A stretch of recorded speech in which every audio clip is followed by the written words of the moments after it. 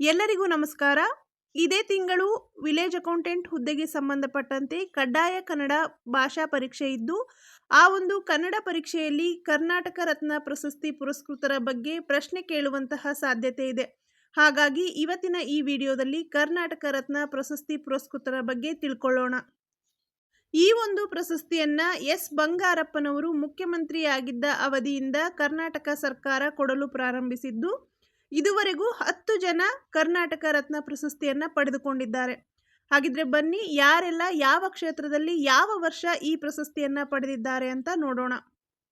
ಮೊದಲನೆಯದಾಗಿ ಈ ಒಂದು ಪ್ರಶಸ್ತಿಯನ್ನ ಪಡ್ಕೊಂಡವರು ಕುವೆಂಪು ಅವರು.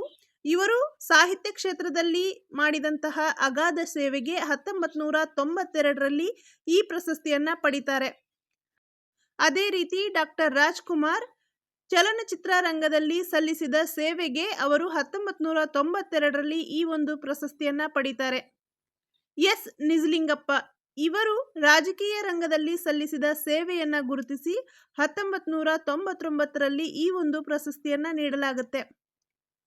Professor CN. ರಾವ್ ಇವರು ವಿಜ್ಞಾನ ಕ್ಷೇತ್ರದಲ್ಲಿ ಮಾಡಿದಂತಹ ಸಾಧನೆಗಾಗಿ 2000ನೇ ಇಸ್ವಿಯಲ್ಲಿ ಕರ್ನಾಟಕ ರತ್ನ ಪ್ರಶಸ್ತಿಯನ್ನ ನೀಡಿ ಗೌರವಿಸಲಾಗಿದೆ.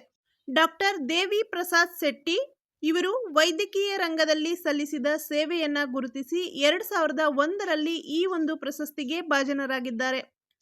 ಪಂಡಿತ್ ಭೀಮ್ಸೇನ್ ಜೋಶಿ ಇವರು ಸಂಗೀತ ಕ್ಷೇತ್ರದಲ್ಲಿ ಮಾಡಿದ ಸಾಧನೆಗಾಗಿ 2005ರಲ್ಲಿ ಕರ್ನಾಟಕ ರತ್ನ ಪ್ರಶಸ್ತಿಯನ್ನ ಪಡೆದಿದ್ದಾರೆ. ಡಾಕ್ಟರ್ ಶಿವಕುಮಾರ್ ಸ್ವಾಮೀಜಿ ಅವರು ಸಾಮಾಜಿಕ ಸೇವೆಯನ್ನ ಗುರುತಿಸಿ 2007ರಲ್ಲಿ ಇವರಿಗೆ ಕರ್ನಾಟಕ ರತ್ನ ಪ್ರಶಸ್ತಿಯನ್ನ ನೀಡಲಾಗಿದೆ. ದೇ ಜವರೇಗೌಡ ಅವರು ನೀಡಿದಂತಹ ಸಾಹಿತ್ಯ ಕ್ಷೇತ್ರದ ಕೊಡುಗೆಗೆ 2008ರಲ್ಲಿ ಕರ್ನಾಟಕ ರತ್ನ ಪ್ರಶಸ್ತಿಯನ್ನ ಪಡೆದುಕೊಂಡಿದ್ದಾರೆ. ವೀರೇಂದ್ರ ಹೆಗ್ಗಡೆಯವರು ಸಲ್ಲಿಸಿರುವಂತಹ ಸಾಮಾಜಿಕ ಸೇವೆಯನ್ನ ಗುರುತಿಸಿ 2009ರಲ್ಲಿ ಈ ಒಂದು ಪ್ರಶಸ್ತಿಯನ್ನ ನೀಡಲಾಗಿದೆ. ಕೊನೆಯದಾಗಿ ಪುನೀತ್ ರಾಜ್ಕುಮಾರ್ ಇವರು ಸಿನಿಮಾ ರಂಗದಲ್ಲಿ ಮಾಡಿರುವಂತಹ ಸಾಧನೆ ಹಾಗೇನೆ ಸಾಮಾಜಿಕ ಸೇವೆಯನ್ನ ಗುರುತಿಸಿ 2022ರ ಒಂದು ಕರ್ನಾಟಕ ರತ್ನ ಪ್ರಶಸ್ತಿಯನ್ನ ನೀಡಿ ಗೌರವಿಸಲಾಗಿದೆ.